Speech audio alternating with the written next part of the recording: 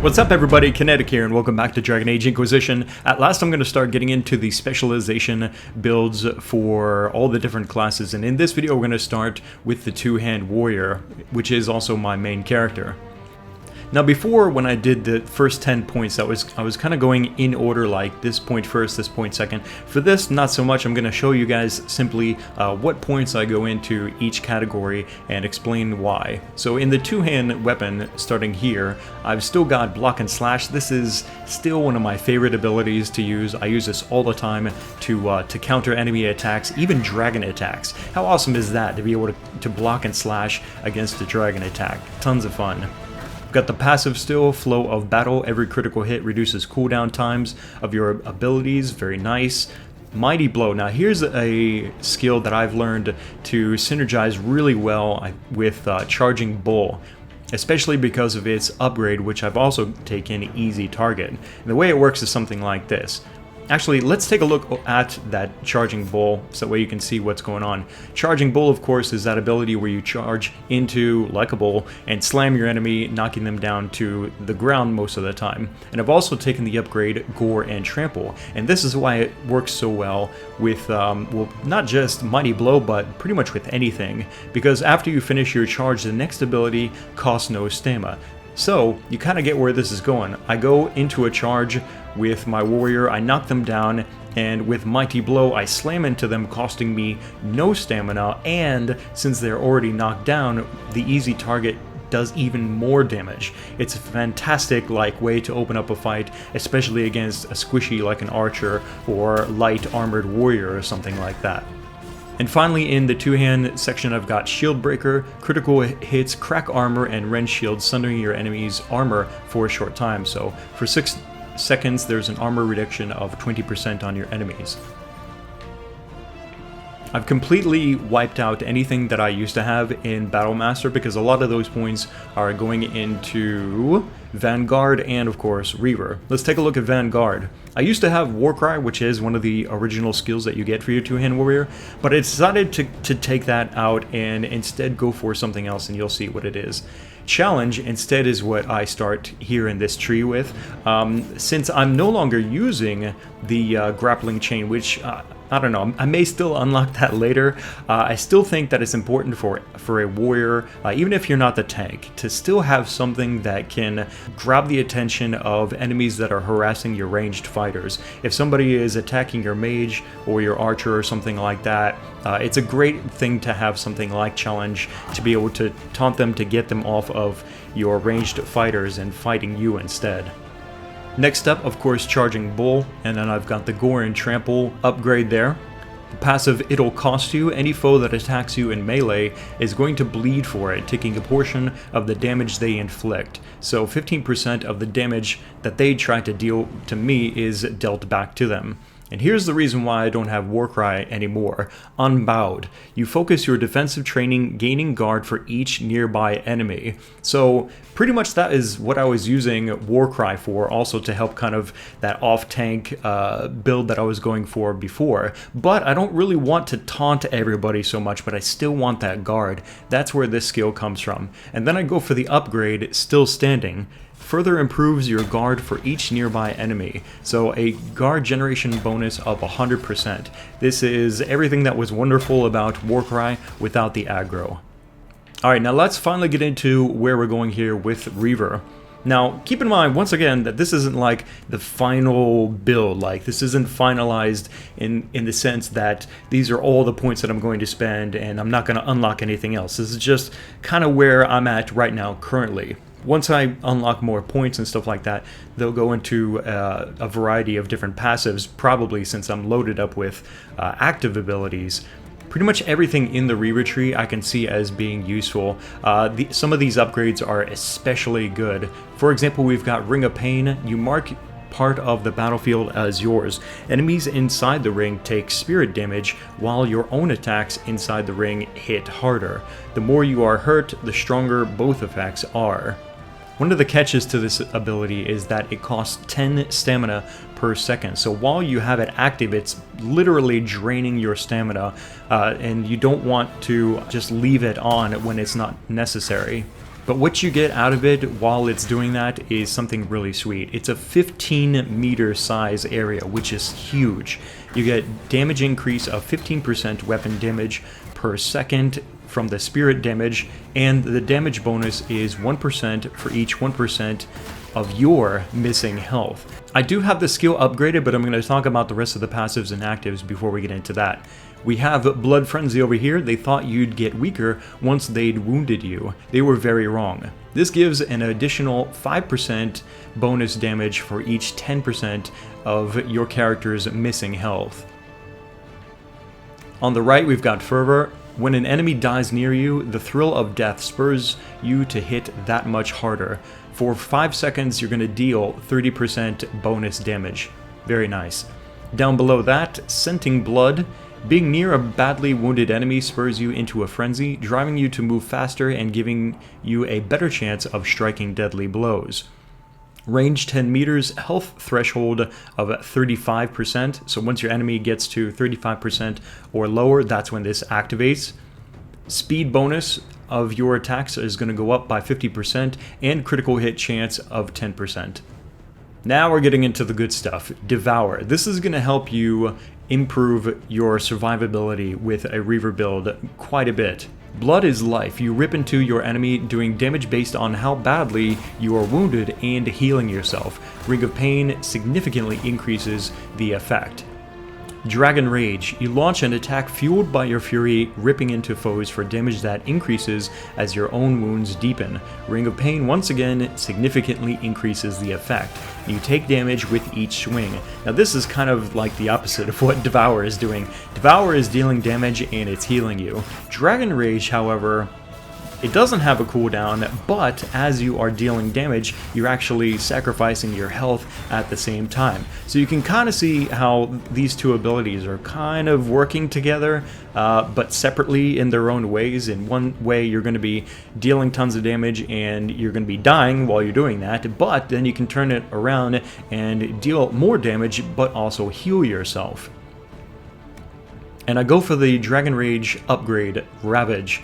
For some, Dragon Rage is a dangerous ability. For you, it's the only way to fight. You now hit harder and reduce the cooldown time for Devour with every attack. Pretty sweet.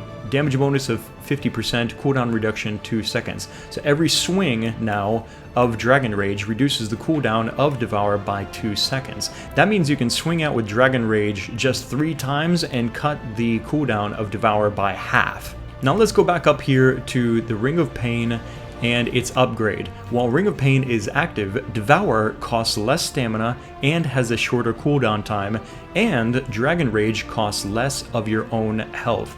This is probably one of the most important upgrades for your Reaver tree, is getting Torrent of Pain. So basically it looks kind of something like this, the way that these 3 skills all work together. You activate Ring of Pain, it's going to start damaging enemies in the area, and you are going to be essentially powered up, but your stamina is going to be draining. During that time, it's probably a good idea to start hitting them with Dragon Rage. Rip into them, start draining some of your health, and deal tons of damage to them. If you start getting exceptionally low, then it's a good time to consider using Devour, get some of that health back, and then back to Dragon Rage. This is pretty much how it's going to bounce back and forth at that point, unless you need to use some other skill for whatever reason, such as maybe Challenge or Mighty Blow or something like that, just to kind of go with the flow of, you know, what's really needed. Let's take a look now at a couple of examples of the Two-Hand Warrior Reaver build in action. If I might be so bold, Inquisitor, is this the company you would present as the Inquisition? I know, right? You people are weird. Thank you for illustrating the point.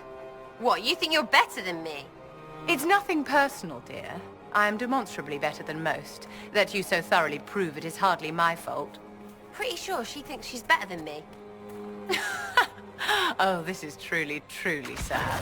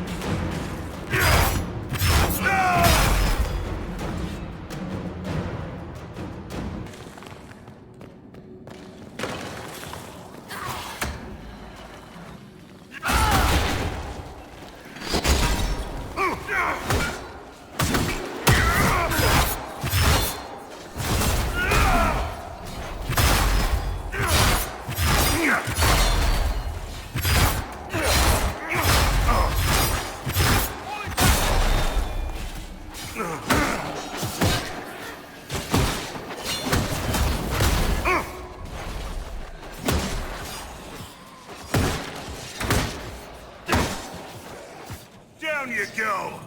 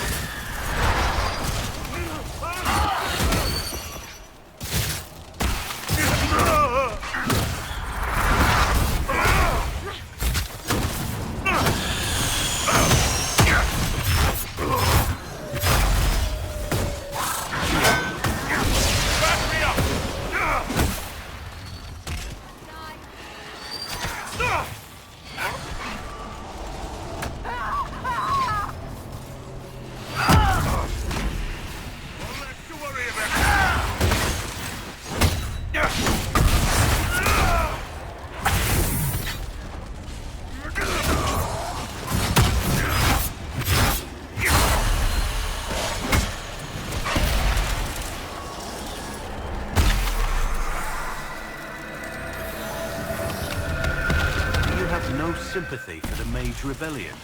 It's not as simple as you think, my dear. I understand that mages are dangerous. I know that if I had to face you alone, I wouldn't stand a chance. But must it be more complicated than treating people the way you'd like to be treated? You're right in one thing. You wouldn't stand a chance against me.